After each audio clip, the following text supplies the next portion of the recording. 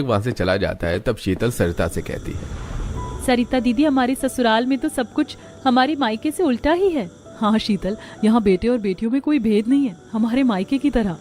ऐसे ही अगले दिन संडे होता है। सरिता के ससुर अपने दोनों बेटों से कहते हैं, अंकित बेटा, अभिषेक बेटा, आज इतवार है, तुम दोनों की छुट्टी है तो ऐसा करो कि दोनों बहुओं को बाहर ले जाकर शॉपिंग करवाओ, घुमाओ फिराओ और खाना भी बाहर खिलाना। हाँ पिताजी, मैं भी यही सोच रहा था। सरिता और शीतल वहीं पर बैठी ये बातें सुन रही थी। वो ये सब सुनकर बहुत खुश होती हैं। थोड़ी देर बाद अंकित और अभिषेक के कहने पर दोनों तैयार हो जाती हैं और अंकित और अभिषेक के साथ बाहर जाती हैं। पहले वो लोग मूवी देखते हैं, फिर शॉपिंग करते हैं और अंत में बाहर खाना खाते हैं। सरिता और शीतल अपने अपने पतियों के साथ वक्त बिताकर बहुत खुश थीं।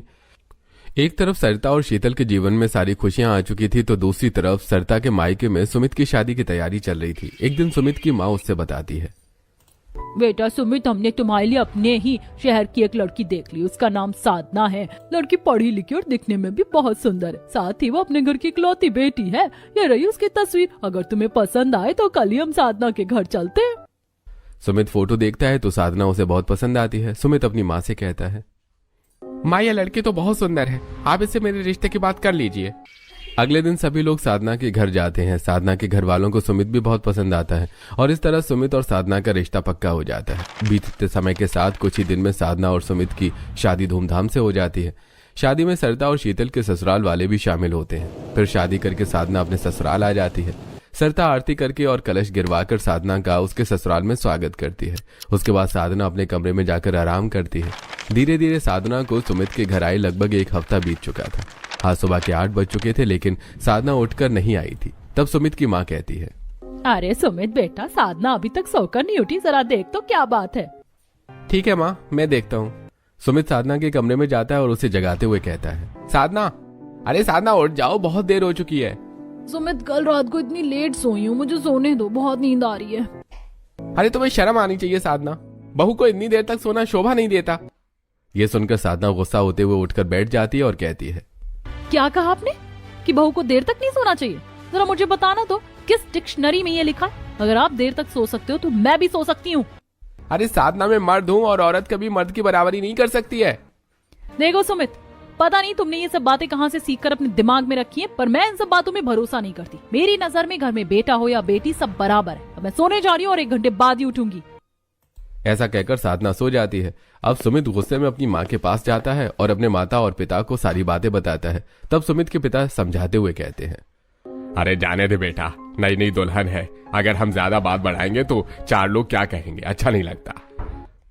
जैसे तैसे बात टल जाती है। ऐसे ही 1 हफ्ता और बीत जाता है। एक दिन सभी लोग हॉल में बैठे थे, तभी साधना वहां आकर कहती है, माँ जी, सुमित, काम वाली का फोन आया था, आज वो नहीं आ रही है। ठीक है, तो तुम काम कर लो। हाँ, मैं तो काम करने को तैयार हूँ, लेकिन तुम्हें भी मेरे साथ काम करवाना पड़ेगा। इतना काम मैं अकेले नहीं कर सकती हूँ। बहू, ये तो क्या कह रही है? मेरा बेटा तेरे साथ काम करवाएगा? हाँ माँ जी, तो उसमें कौन सी चौंकने वाली बात है?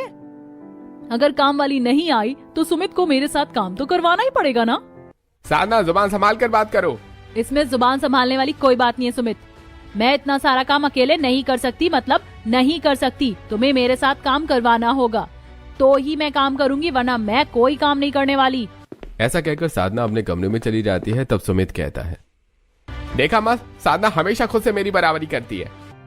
अरे बेटा, साधना अपने माता पिता की इकलौती बेटी है और उसके पिता ने उसे बेटियों की तरह नहीं बल्कि बेटों की तरह पाला है, इसलिए वो हमारी बेटियों की तरह दब कर नहीं रह सकती। जा बेटा, उसके साथ काम करवा ले, नहीं तो आज खाना भी खाने को नहीं मिलेगा। अब सुमित मजबूर होकर साधना के पास जाता है और उससे कहता है कि वो काम करने को तैयार है। ये सुनकर साधना बहुत खुश हो जाती है। फिर दोनों रसोई में जाते हैं। सुमित बर्तन धोता है, साधना रसोई साफ करती है। उसके बाद दोनों मिलकर खाना बनाते हैं और सभी को लगा देते हैं। ऐसे कुछ दिन और बीत जाते हैं। एक दिन सुमित साधना से कहता है, साधना, मेरे कपड़े प्रेस कर दो।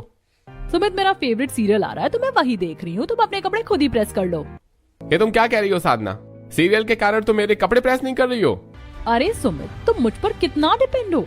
तुम अपने छोटे मोटे काम तो खुद ही कर सकते हो ना, अपने कपड़े प्रेस तुम खुद ही कर लो। ऐसा कहकर साधना वापस सीरियल देखने लगती है। मजबूरी में सुमित अपने कपड़े खुद ही प्रेस करता है। ऐसे कुछ दिन और बीत जाते हैं। एक दिन साधना सुमित से कहती है, सुमित, मेरे माता पिता मुझसे मिलने आने वाले हैं, तो तुम चलो और मेरे साथ पूरे घर की डस्टिंग और क्लीनिंग करवा लो।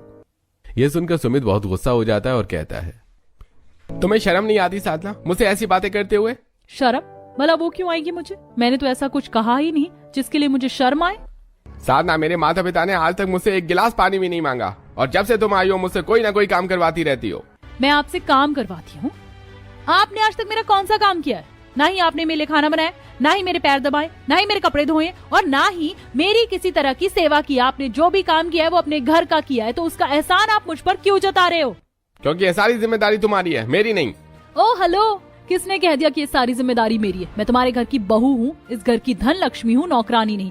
और मुझे तुम नौकरानी समझने की गलती भी मत करना। मैं तुम्हारी लाइफ पार्टनर हूँ। लाइफ पार्टनर, इसका मतलब होता है कि मैं तुम्हारी हर चीज में अपनी हिस्सेदार हूँ, सुख में भी और दुख में भी। तो बकवास बहुत हो चुकी है, अब चलकर मेरे साथ अभी घर की क्लीनिंग करवाओ। आज के बाद मैं तुम्हारे साथ कोई काम नहीं करवाऊंगा। तुम्हें जो लगता है तुम कर सकती हो। तो ठीक है, आज के बाद मैं भी इस घर का कोई काम नहीं करूंगी। तुम्हें जो लगता है तुम कर सकते हो। बहस को बढ़ता देखकर नम्रता कहती है, बहू तू ये कैसी बातें कर रही है? आदमी और औरत में बहुत फर्क होता है। औरत को आदमी से दबकर ही चलना पड़ता है। माँ जी, मुझे नहीं पता कि आप किस जमाने की बातें कर रही हैं, लेकिन मेरे घर वालों ने ऐसे संस्कार नहीं दिए हैं।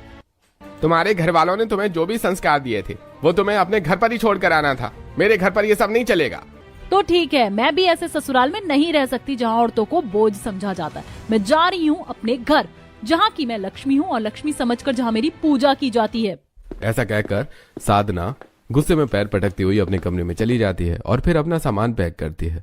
उसके बाद वो अपना सूटकेस लेकर अपने घर चली जाती है।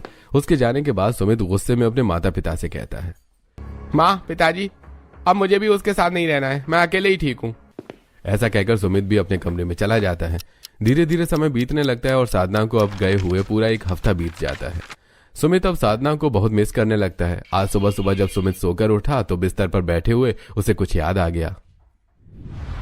अरे, मैं जब भी उठता था साधना मेरे लिए बड़े प्यार से मुझे कॉफी लाकर देती थी। सुमित, उठ जाओ, ऑफिस के लिए देर हो जाएगी। देखो, मैं तुम्हारे लिए गर्मा गर्म कॉफी ले आई हूँ, चलो दोनों साथ मिलकर कॉफी पीते हैं। सुमित उठ जाता है। साधना सुमित को कॉफी देती है और दोनों हंसते हुए बातें करते हुए कॉफी पीते हैं। ये सोचते हुए सुमित अपने आप से कहता है, साधना के रहने से सचमुच घर में कितनी रौनक थी। वो चली गई तो ऐसा लगता है कि इस घर से रौनक ही चली गई। फिर सुमित तैयार होकर बाहर आता है और तब तक नम्रता ने खाना लगा दिया था। सुमित अपने माता पिता के साथ बैठकर खाना खाने लगता है। सुमित देखता है कि खाने में सिर्फ सब्जी रोटी बनी थी। ये देखकर सुमित कहता है, ये क्या माँ, आज आपने सिर्फ सब्जी रोटी बनाई है, दाल चावल नहीं बनाया। बेटा, मैं बूढ़ी हो रही हूँ, मुझसे इतना काम नहीं होता। साधना बहू थी तो वो सब काम कर लिया करती थी, अब मुझे ही करना था। मुझसे जो बना मैंने बना दिया। सुमित खाना खाता है और चुपचाप ऑफिस के लिए निकल जाता है। ऐसे समय बीत रहा था और अब सुमित के साथ साथ उसके माता पिता को भी साधना की कमी बहुत खटकने लगी थी। एक दिन डोर बेल बजती है और एक कुरियर आता है। सुमित उस कुरियर को अपने घर के अंदर लाकर खोलता है तो उसमें डिवोर्स पेपर्स थे। ये देखकर सुमित और उसके माता पिता शॉक हो जाते हैं। फिर सुमित कहता है, माँ, पिताजी, साधना ऐसा कैसे कर सकती है? उसने डिवोर्स पेपर्स भेजे हैं। माँ, मैं साधना के बिना नहीं रह सकता, मैं उसे डिवोर्स कभी नहीं दूंगा। ऐसा करता हूँ कि मैं अपने दोनों बहनों को फोन लगाता हूँ, अब वही मेरा घर बर्बाद होने से बचा सकती हैं। उसके बाद सुमित सरिता को फोन लगाता है और सारी बातें बताता है। ये सुनकर सरिता कहती है, सुमित, तू परेशान मत हो, शाम तक हम दोनों घर आ रहे हैं। दीदी, क्या तुम दोनों को तुम्हारे ससुराल वाले आने देंगे? सुमित, हमें यहाँ पर किसी तरह कोई रोक टोक नहीं है, तू चिंता मत कर, हम दोनों शाम तक आते हैं। शाम को सरिता और शीतल दोनों अपनी सास से अपने मायके जाने के लिए पूछती हैं। ये सुनकर उनकी सास कहती है, बेटा, तुम दोनों को अपने मायके जाने के लिए मुझसे पूछने की जरूरत नहीं है, बल्कि सिर्फ मुझे बताने की जरूरत है। अंकित ने तुम्हें कार चलाना तो सिखाई दिया, बाहर कार खड़ी है, तुम उसे लेकर चली जाओ। जी माँ जी। अब सरिता और शीतल दोनों कार से अपने मायके की तरफ चल पड़ती है। सरिता कार चला रही थी और शीतल बगल वाली सीट में बैठी थी। जल्दी वो दोनों अपने मायके पहुंच जाती है। मायके पहुंचते ही सुमित उन्हें सारी बातें बताता है। ये सुनकर सरिता कहती है, देख सुमित, अब वो जमाना नहीं रहा जब लोग लड़कियों को बोझ समझते थे। हमारे घर में ऐसा माहौल था जो कि बहुत गलत था। अब लड़कियां बोझ नहीं बल्कि अपने माता पिता का आत्मसम्मान होती हैं, गुरूर होती है। भूल जा इन बातों को और एक नए सिरे से सोचना शुरू कर। हाँ दीदी, तुम लोग सही कहती हो। इसमें गलती मेरी नहीं, मेरे माता पिता की है। उन्होंने बचपन से मुझे जो सिखाया मैंने वही सीखा। मैंने हमेशा मम्मी पापा को देखा कि वो तुम दोनों को दबा कर रखते हैं और बेटे और बेटियों में भेद करते हैं, और यही मैंने अपनी पत्नी के साथ भी किया। क्योंकि उसने कभी ये माहौल नहीं देखा था, इसलिए वो मुझे छोड़कर चली गई। हाँ बेटा, तू सही कहता है, तुम दोनों भी हमें माफ कर दो, हमारी सोच गलत थी और अब हमें ये बात समझ में आ गई है। हाँ बेटा, तुम्हारी माँ सही कहती है, आज हमारी वजह से ही सुमित का घर बर्बाद हो रहा है। सुमित, अब तू इतना परेशान मत हो, मैं अभी भाभी को फोन करती हूँ और उन्हें मना लेती हूँ। अब शीतल साधना को फोन करती है और उसे सारी बातें बताकर उसे मना लेती है। फिर साधना मान भी जाती है। थोड़ी देर बाद साधना वापस सुमित के घर आ जाती है। उसे देखकर सभी लोग बहुत खुश हो जाते हैं। फिर साधना कहती है, दीदी काश आप लोग पहले ही सब कुछ सुमित को समझा देते। और इस तरह साधना और सुमित की सारी समस्याएं खत्म हो जाती हैं और उनके माता पिता को भी सबक मिलता है और उनके जीवन में सब कुछ ठीक हो जाता है।